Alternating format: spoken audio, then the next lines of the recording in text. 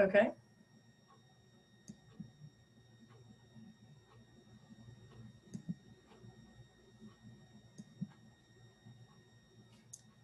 Alrighty, so welcome everyone. My name is Yolanda. I'm with Tapestry Senior Living.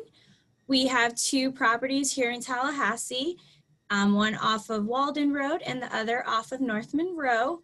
We are excited today to partner with Covenant Care so we can offer this seminar on critical conversations.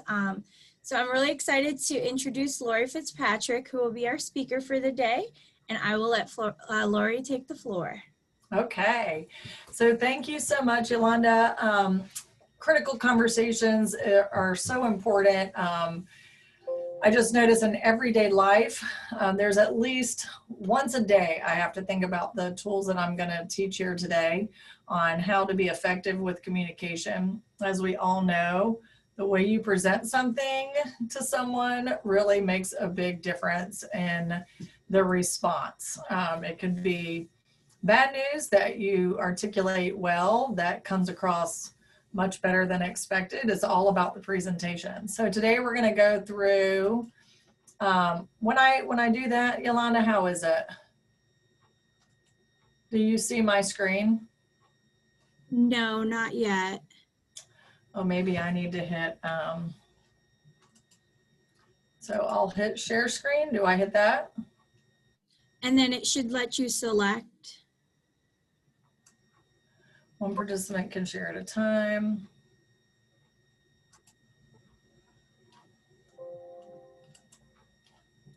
Let me know when you can see my screen. Can you see it, Yolanda?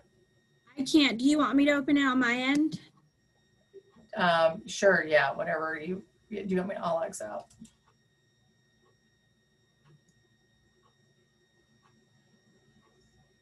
It's always I always joke, we always have the I should have practiced. So when I hit share, oh wait, I got it. I got it, Yolanda. Okay, awesome. Yep, there you go. Okay. We'll do the big and we'll go to full screen. Here we go. All right, so my name is Lori Fitzpatrick. I'm Director of Community Engagement. I've been with Covenant Care since 2013, and I'm excited to share with you this today. We're going to talk about understanding stress, the communication and stress, communication pitfalls and challenges that we need to keep in mind when we're talking with people, safe communication, noticing thought processes during stress, and how to become a good listener. So we're going to jump right in. As we all know, stress is very bad in several ways on our body. Cardiovascular disease, it accounts for about 30% of the risk of heart attack and is one of the key factors for a heart attack. Stress makes us more susceptible to getting sick, and we have a tougher time fighting infections. I know that's a big thing for me. If I'm run down, I'm going to get a cold very quickly. Diabetes, stress can increase our blood sugar and decrease insulin production. So what is stress? It's our body's reaction to any change that requires an adjustment or response.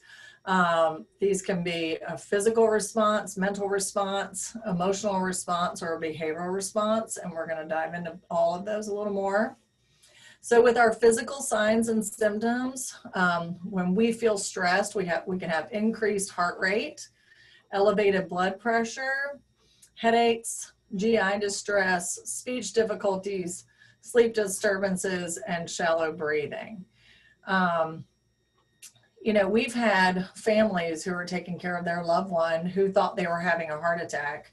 Their symptoms were that significant, and they went to the hospital, and it was just stress, right?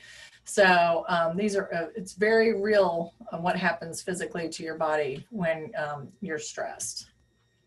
Some of the mental signs and symptoms are forgetfulness, errors in judgment, lack of concentration, orientation to the past, limited sense of meaning in life, and negative self-statements. I also want to pause, like if you ever have any questions or anything, just feel free to ask and interrupt me. Some emotional signs and symptoms. Irritability. I know when we're stressed, we change our eating habits, right? It's easier maybe to either eat less. If some people, when they're stressed, they don't eat at all, versus eating the junk food, going through the drive-through more often. We have poor sleep, jealousy, restlessness. We respond in ways that we don't typically respond to things when we're stressed. We tendency to awfulize. I really like that one. It's like when we're stressed out and we're tired and we're having all these symptoms from being stressed, we're like, this is just, COVID's never going to go away. Let's just use COVID as an example since it's a big stressor right now, right? COVID's never going to go away. I'm never going to get to see my loved ones again. Like we just go straight to like catastrophic instead of trying to take off small pieces and look at it for what it really is instead of go straight to the worst case scenario possible. Behavioral signs and symptoms, people could increase in their smoking, drinking, drug use, or other behaviors that are concerning. One that we had talked about when I taught this a little bit ago was compulsive shopping online. You know, that's a very real thing right now. I got very used to online shopping. It's a blast and it's so easy to do.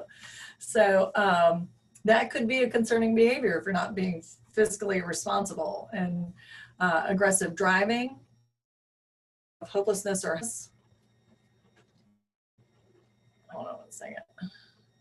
And then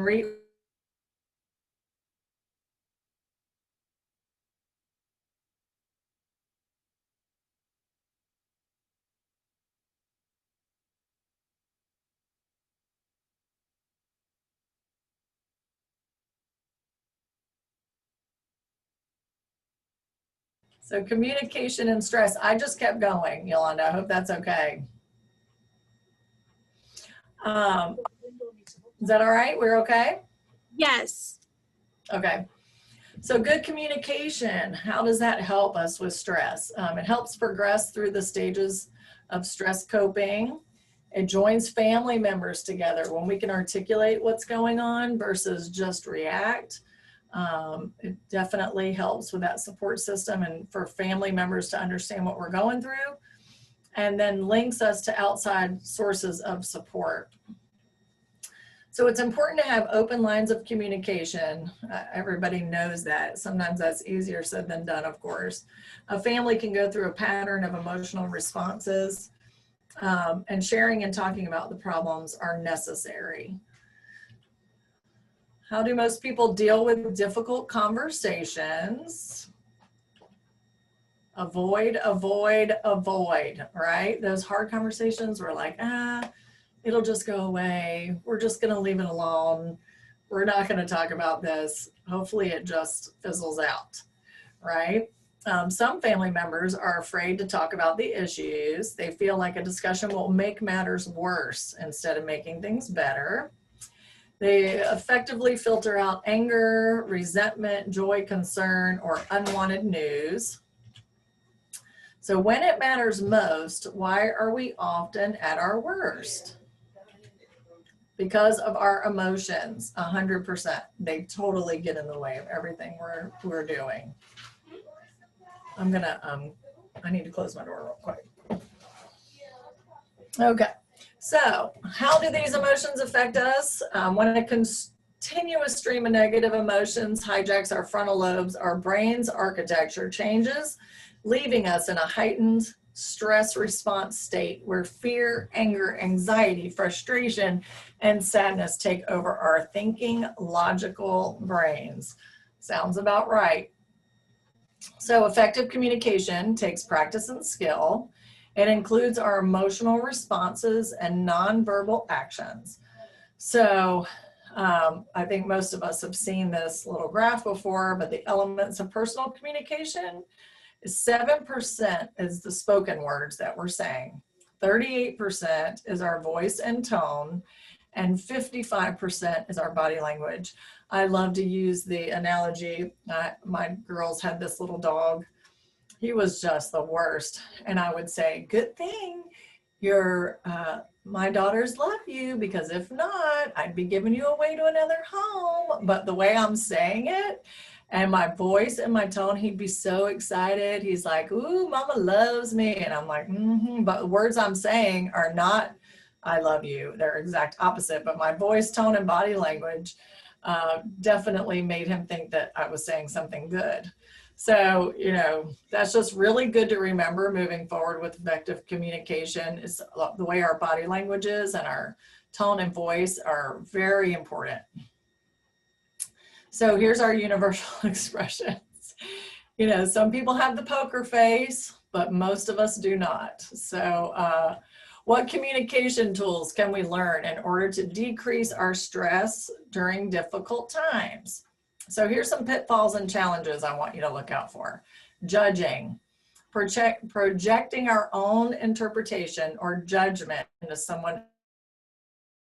All right, so a lot of times we're not even listening, right? That's one of our big things, is we're thinking through and we're judging what they're saying, or we're projecting our own interpretation into what they're saying. That's a huge pitfall. Criticizing, belittling another person's feelings or opinions. Blaming, we wouldn't be in this mess if you had done what you were supposed to do. Is that going to be helpful? Probably not. Name calling, used as an attempt to win an argument rather than resolve an issue. Labeling, the main problem here is that you're just plain lazy, right? Okay, so that's not good. That's not going to get us far either. That's not going to help solve the problem. Moralizing, telling others what they should not, or ought and ought not to do. I have a family member, this is their favorite thing. Well, if I were you, I would blah, blah, blah, blah, blah, blah, blah. Okay, that's just not helpful at all. That is a very, I just end up going, okay, well, I wish you could do it instead of me, which doesn't help, you know, so that's definitely a pitfall that you need to watch out for. Advising, I guess that's the one I was trying to talk about. If I were you, this is what I would do. That's what she does. So the moralizing, telling others what they should or should not. Well, you should. In grief, it's like, you should be getting past this by now. How come you're still doing X, Y, and Z? That's not a helpful thing to be telling folks. So the challenges to hearing other people. So like I just said, we're usually thinking through these things when someone is talking to us. So we're a mind reader. We already know what the other person's going to say, right? We don't need you to say this. I already know what you're going to say.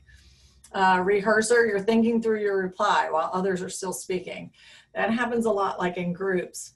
When someone's like, okay, we're going to go around the room, you got to say your name and like what your favorite symbol is. You're thinking about that the entire time that other people are talking, right?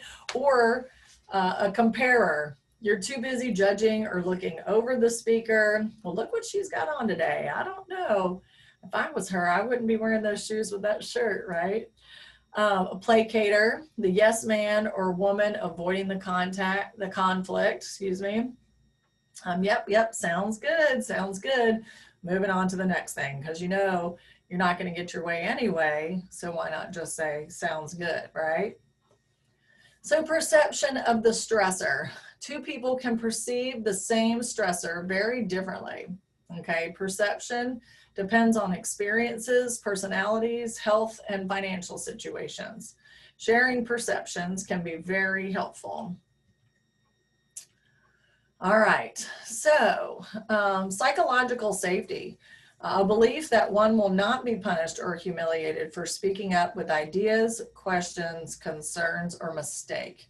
It's really important that people have psychological safety when they're going to be sharing with you why something is bothering them. So in order to make it safe, it's all about the intent, not the content, right? So defensive behavior happens when we're unclear about the motive behind the words. And we're going to dig into that because that's really, really good stuff. So we have to share a mutual purpose and a mutual respect. I care about what you care about, makes them feel safe enough to hear you. Mutual respect. I care about you as a person. So let's just take an example of like my mom is starting to need more help on a daily basis, okay, with just regular activities of daily living. And she's defensive because she feels like I'm trying to be bossy and I'm trying to control everything, right? But I know that she can't do her checkbook anymore and that I need to be helping her with her finances, okay? So looking at that situation, saying, you know, I care about what you care about. I care about your finances being secure and safe. And I love you, Mom, but I feel like you need help with this. How can I help you work through this problem? You know, you're coming in with a mutual purpose. We have a problem with your checkbook and doing your finances, but I care about you and I love you and I want to just help you in this situation. So how can we do that together? It's like us against the problem. That's what I always say. It's not me against you, it's us against the problem that we're having. Share your good intentions. Consider what you want from the conversation and then have your intent right. Okay, so before you have those conversations, think about what you want the end result to be and then have your intent correct going in. Contrast to fix misunderstandings. And if a person becomes defensive, clarify what you do not intend and explain what you do intend. So if she's like, well, you know, you just want to be in charge of my money. Well, actually, Mom, that's not true. That is not true. I just want you to be safe with it. I don't want you to have identity theft. I don't want you to have your electricity turned off. You know, I want to help you. So if they become defensive, they're misunderstanding what you're saying, and you got to help clarify what your intention is. So ask yourself, what have I seen or heard? What do I think is going on? How am I feeling? And what is the outcome I am looking for? So we have to get better at suspending the facts and opening our minds to alternate stories. So let's give an example for this of like, you're expecting someone to come over, they're 30 minutes late, they're not calling, they're not letting you know why they're running late, and your mind's just going. They don't respect me, they're just, all they are consumed with their own stuff.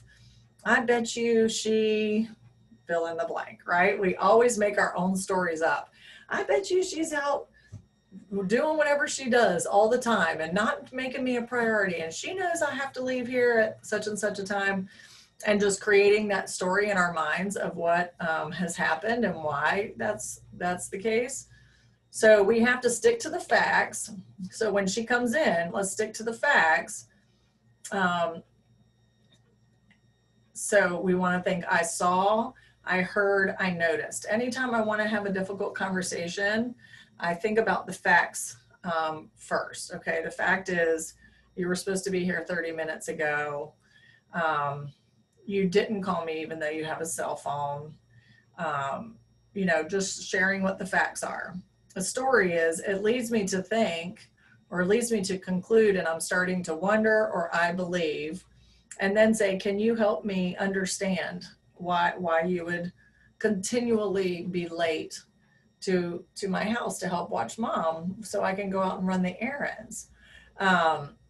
So sticking to the facts and not having the emotion involved is very, very helpful to a conversation.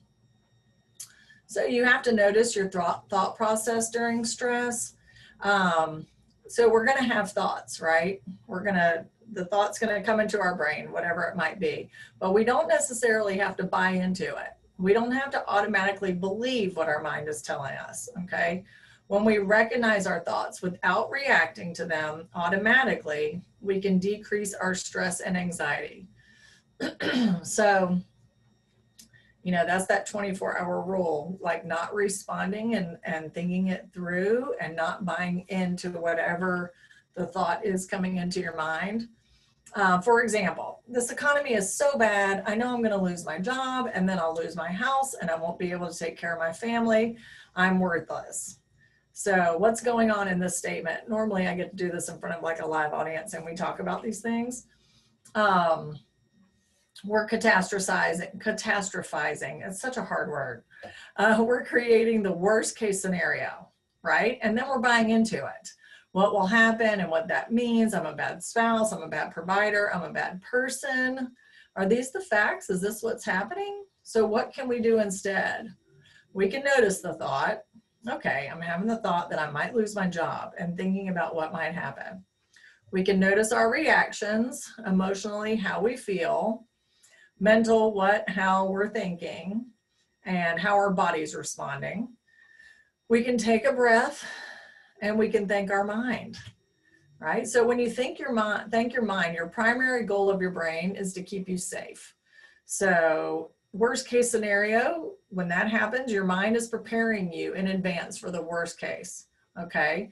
The consequences of being prepared, anxiety that when it initially hits, depression, confusion, anger, low self-esteem.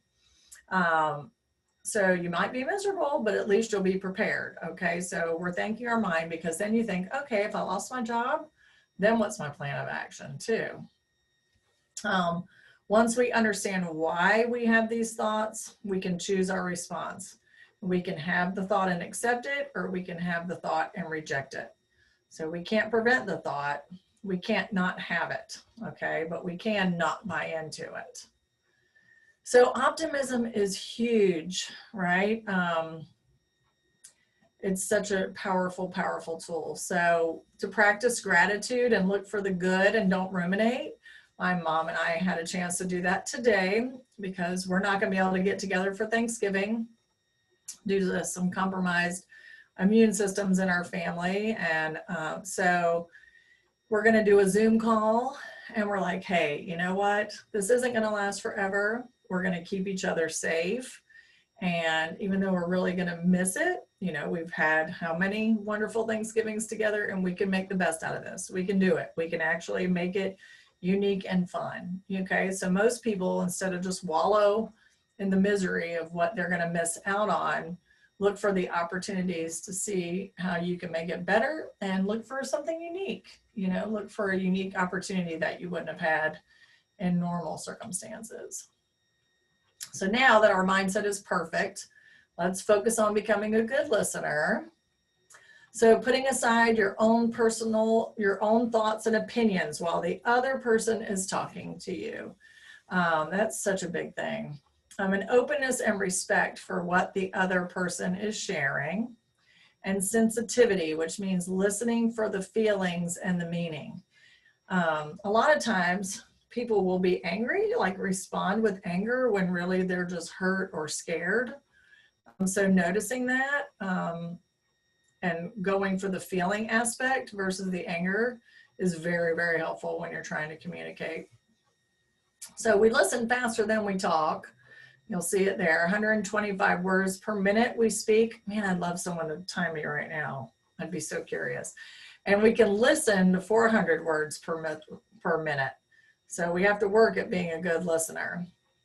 So improving our family communication, we need to let family members know that you care and have time to listen to them. Set aside a part of each day for family talk time. This could be at the dinner table, making that regular phone call.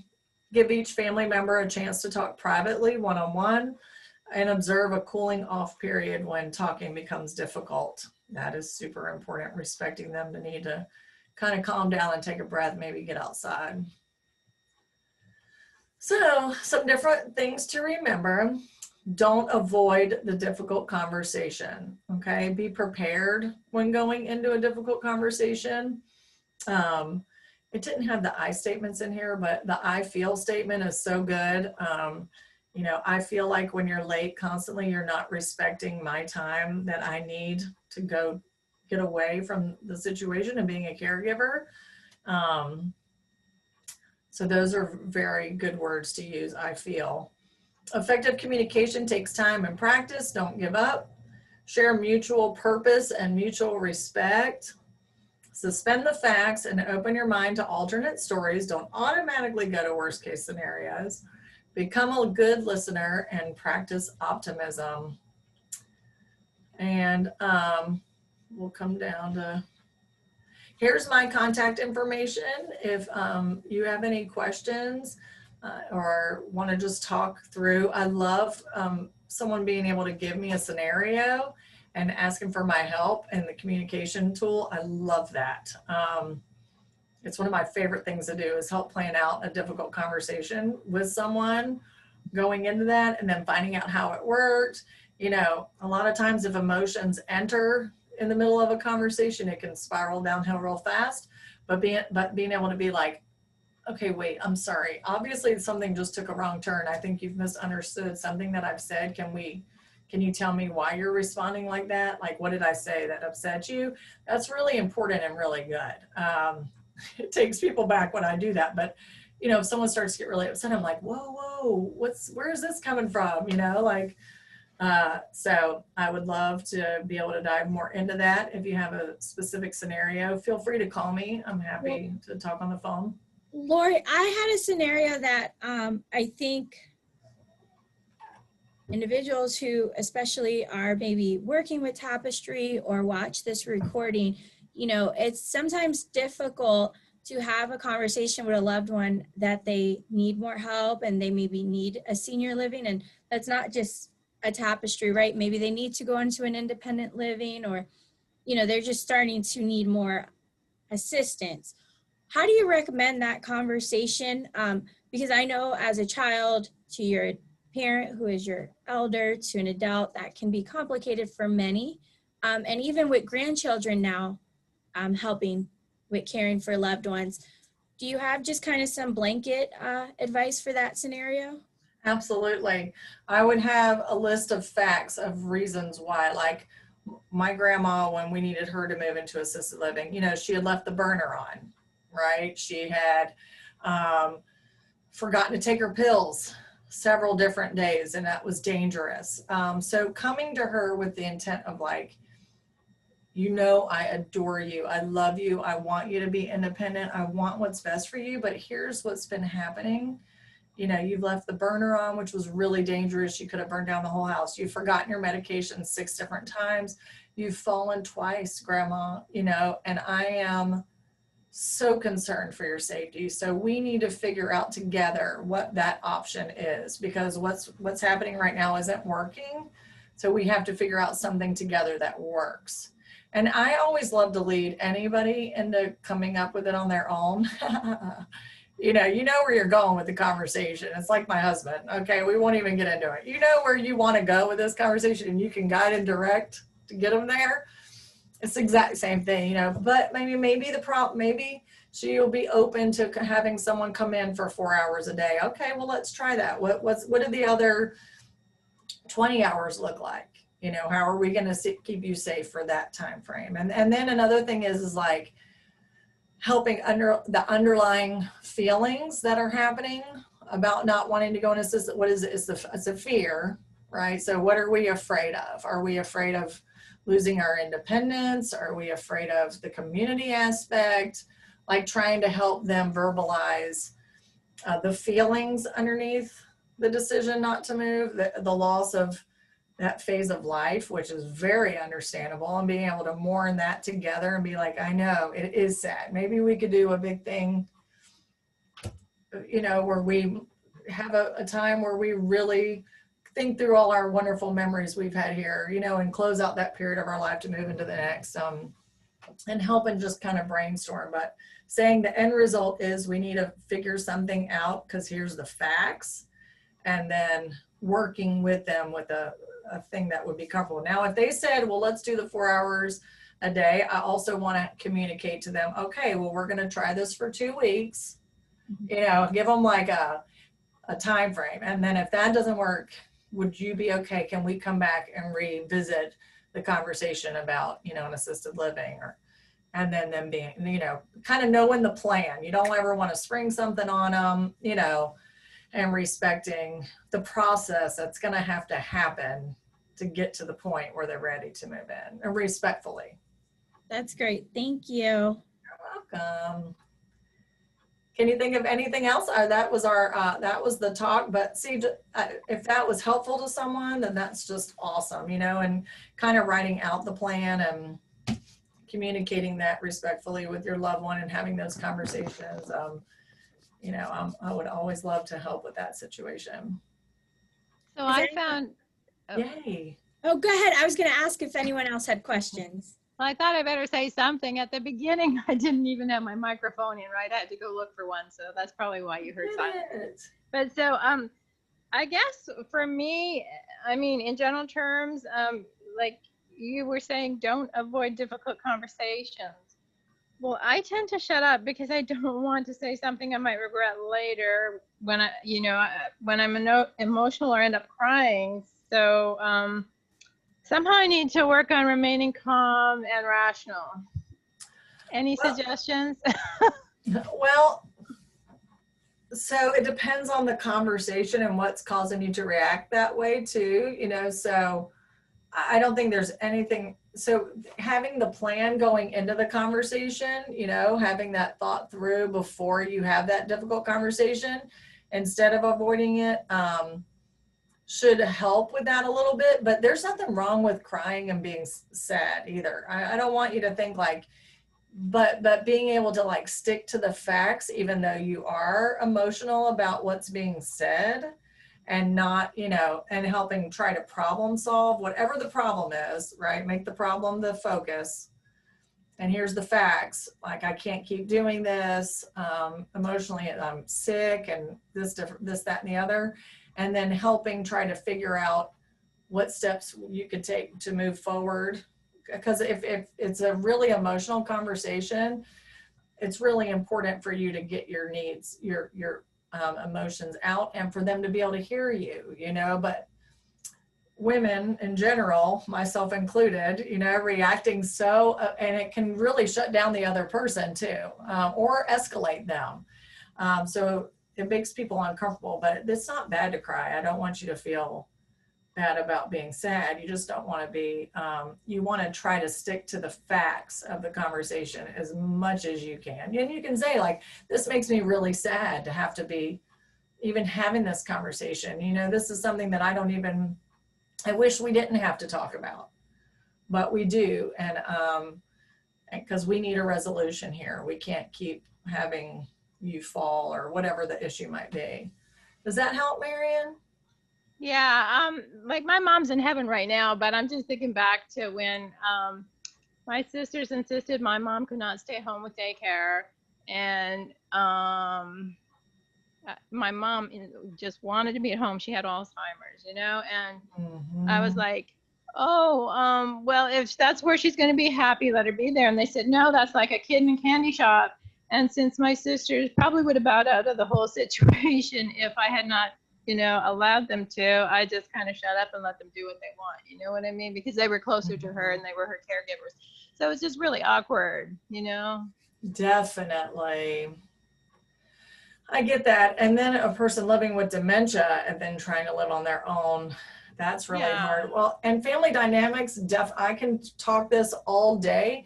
If it comes to me having this conversation, any hard conversation with my dad, it's I can do it with every other person in the world, so but my dad, just probably like your sisters, that family dynamic, it just messes you up. Now, if you had a support system next to you, if it was a conversation I really needed to have and brought in my husband to be by my side and listen, this is what I want to come out of this conversation with, but it's hard. I mean, family dynamics are very real. Well, so my mom was closer, physically closer to my sisters, so there was no way I could have, insisted on my way, because then I would have been on my own. And my mom was so far gone that when I went to see her in the hospital, she went from emergency exit to emergency exit because she wanted to escape and go home, and she wouldn't think about anything else except us taking her home. So, it was just really awful. So I think she's a lot happier in heaven now. Yeah, Alzheimer's is one of the worst diseases there is, for sure. Yeah. It's so sad. So I'm sorry that happened, but, I hope maybe moving forward and other conversations, I mean, are you and your sisters able to communicate about things now that factor, that your grandma or your mom is in heaven now? Yeah, except the whole process of, sorting out stuff, put a rift between us and our brother. It's just hard sometimes, and it's more her Definitely. estate that put the rift in it. Yeah, but I'm on talking terms with them, but I think there were some stressful things that went on. I mean, one sister and I got closer, the other one same, and the brother, oh my gosh. Yeah. Well, and this isn't a one-on-one conversation. This is, 4 different dynamics going on with the siblings. That is and everyone has their perception. At the beginning it talked about Well, how were we supposed to conduct the funeral? Was it supposed to be a big party, a big wake, or just, a quiet, intimate setting? Oh my gosh, it was extremely Yes. stressful. You know what? And I'm really glad you brought that up because it's National Hospice Month. And it is like one of the number one things we say to everybody, please, please share with your kids what you would like, way before your mama gets the dementia so bad that she can't share it anymore. It's a gift to your kids to have everything planned out for you, so you're preaching to the choir on that. That's what we talk to families about every day here at Covenant Care about. It's a gift to your kids for them to know what you want. And then it's not one kid against the other kid or what should we do for mom and trying to figure all that out, So you're just reiterating a really important thing for the community to know. Oh, that's huge. Huge. Anytime I talk to one of my peers, I tell them, encourage your mom and dad to write out what they want, because in my position, I see the bickering and it comes from a place for love, but it wears on them. So I would say that, and even any older adults I meet, I ask them, if you have arrangements, great. If you don't, consider them, because as a child, I know I'll feel so much better knowing I'm doing for my mom what she wants versus what I think she wants. Yeah. That's important. That might be our next seminar together. Yeah, 100%. I mean, even my age, I'm 47. My kids know what I would like. We actually went to a friend of ours, 19-year-old daughter's funeral this past weekend. And so the girls were like, Mom, I want this and I want that. Most people are like, I don't want to hear it. I'm like, good. I need to know that. I know you want to have it at sunset and it feels like a party. I said, I hope I'm not here for it. But if I am, God forbid, I'm going to do exactly what you want. So thank you so much for sharing that with me. We need to know those things and have those hard conversations. It's important no matter what our age is. Oh, yeah. Thank you, Marianne. I'm so glad you got your mute button off. That was awesome. Yeah. So with all this COVID stuff and all that, I got back, like my mom lived in Canada, and I got back right before all the lockdowns with the airplane, and all that stuff. Well, kind of in that time. So, I mean, but I feel for people who have family in homes right now that can't visit them. I listened to an ARP seminar earlier, and they're like, they can't even see their spouses in their home. It's so sad.